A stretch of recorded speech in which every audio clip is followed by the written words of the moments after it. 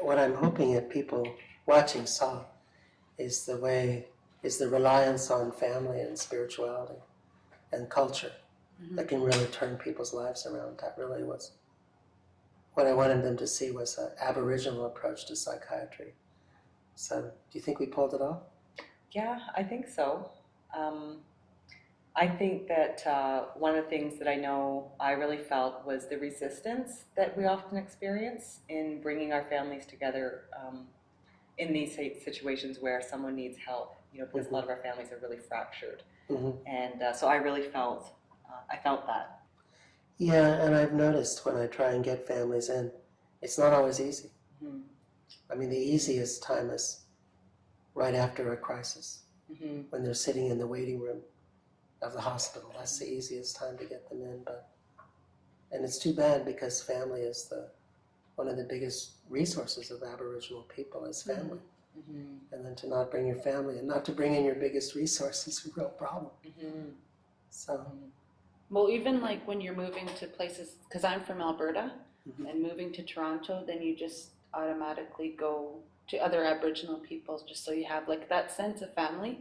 That's how I just keep saying sometimes, because if you're all by yourself, it's awful. Yeah. And you see everyone like that, and you can see people who are like that, like by themselves, and it totally makes There's no loneliness like that. Yeah. Suffering. It is. Yeah. So, what do you think? I mean, if this had been real life, would it work? Yeah, I think it would. You know, I think that dealing with the real aspects about how families work and sometimes don't work together, I think that we were able to kind of demonstrate that. And also, you know, our families are a big source of a lot of our injuries and our woundedness, you know, and in order to begin that healing, you know, we almost need to come back together in the same place, in the same room, to start that piece of work. And what I was thinking is, how do we change this story about you as the black sheep, no good, waste of space, alcoholic? Like, how do we give you a new story? And how do we get them to let you have a new story, to create this space for you to have a new story for your life? Because, you know, because sometimes you make it up, like you make that up in your head. Like, it's not even what they think of you, it's what you just think that. Like when she was talking about hearsay or whatever, I know what they say about me and stuff like that. Like, you don't really know what they say about you, you know. And sometimes you're saying it to yourself, but it becomes easier to say they're doing it. Right, when you're doing it. Absolutely. Yeah. And if you liked yourself, it wouldn't matter what anybody said.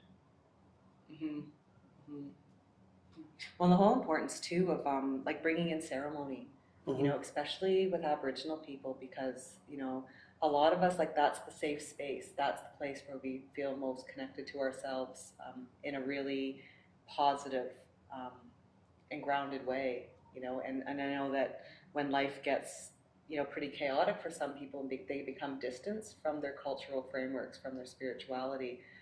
To come back to that is so meaningful. It's so healing, you know, even in thought, you know, when, like, I could feel, like, when you mentioned that about the full moon ceremony, like, you know, just inside of me, it's like, oh yeah. And even in my own life, I can think about full moon ceremonies, like, I really haven't been to a full moon ceremony in a couple of years, and I should really do that, you know.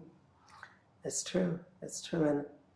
And I really thought a bit about the wisdom of the elders that I work with, of not having the 4-day no drinking rule, because, boy, they get people in there and help them. Yeah. Well, even like the way I was raised with my mom and stuff like that, drinking or doing drugs or whatever, she wouldn't be that strict with us doing things like smudging or going to these different ceremonies after we did that, because she's like, it's Creator, he knows what you're doing anyway, so who are you hiding it from? If everyone knows, then at least you're there doing that at that time and not doing the other thing. I wonder if that's a Plains, because that's how they are in Saskatchewan too. Maybe it's an Alberta, Saskatchewan difference from, well, just a difference from Ontario. Yeah. But then I know that there are other people who are really strict like that. But yeah, I notice it's not, like, I kind of think, especially if you're going to the city to look for someone to, like, people always tell me to go to Anishinaabe Health, and I'm like, not an Anishinaabe person, you know, like, Yeah. so that's really not going to work for me. Mhm. And it's just like this, the automatic place they tell me to go, and it's, I don't know how you, it's like everyone is a medicine person, you know, and they all demand this kind of weird respect automatically, and they have all these rules, and I wasn't even raised with those kind of rules. Mhm. Like, Yeah. I don't know that kind of Mhm. strict, you know, Mhm. like, it's not church, Mhm. you know what I mean, like those commandment kind of things. Mhm. I've never been raised with those kind of things. Mhm. It's like, you pray when you pray every day, Mhm. pray when you're drunk, you know, like, pray all the time. I don't know, if you're doing something bad, pray. Really pray. Well, you know, now Oh you, my you God. sound like Saskatchewan. So that's how they talk out there too. Mhm. Of course, it is next to Alberta. Yeah. Mhm. Yeah, because the elders that I know, they say, well, when you're at your worst, that's when we want to see you. Yeah. Exactly. Yeah. If you're doing fine, why would you go there and start Mhm. trying to sacrifice yourself, I guess, for other people? But Yeah, Yeah. that's Not what the happens same. a lot. Yeah. A lot of times people do dance for other people. yeah. And I think it really limits people. Like, I know we have a Sundance in our community, and one of my cousins was commenting that, you know, with the teenagers, she's like, well, they can't smoke pot and yada, yada, yada, like for, you know, the 4 days coming up to that ceremony. And I was thinking in my head, yeah, good luck. Good luck. You know, know, but as they're long like, as they "No, I come to the didn't," Sundance, you know. of course they're not going to do it there because they're in ceremony, they're camping, they're part of, they're working, you know, they're part of what's going on. Yeah. It seems like the dichotomy between the people that are talking about harm reduction and the other people who are saying, no, no, no, no, you Yeah. must have total abstinence. Yeah. And I've listened to both sides. You know, I understand like this concept of, well, you've got to have respect. Mm-hmm. It's not so much like it's like a commandment thing, but it's like, you know, it's about respect. Mhm. And there are people who believe that you can't help somebody when they're under the influence of alcohol, so to Mhm. speak, because they're not their real self. Mhm. They've been changed by what they're taking in, and they see it like almost like a spiritual thing, you know, because they see that's a medicine and it changes you. Everything's a medicine, like even food. Mm-hmm. So that's what they're thinking, I think. But I went to people that were talking about harm reduction, and you know, it's another idea, and maybe that'll work for some people.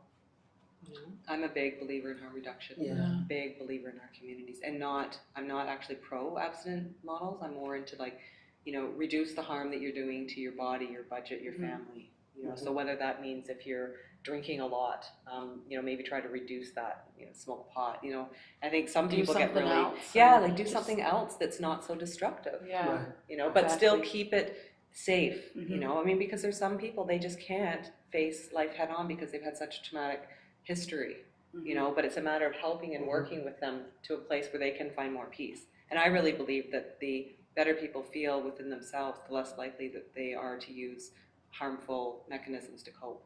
Yeah. That makes some sense. And also, you know, as you do harm reduction, you know, as they see that they can take little steps, it builds self-esteem, builds confidence, and they become able to do bigger steps. And I've noticed it works as a model. It works so much better than the abstinence model. You know, stop or the highway. Well, most people take the highway. Yeah. Just like what we were playing out here. Or they try and then they fall off. Yeah, and then they feel even worse about themselves.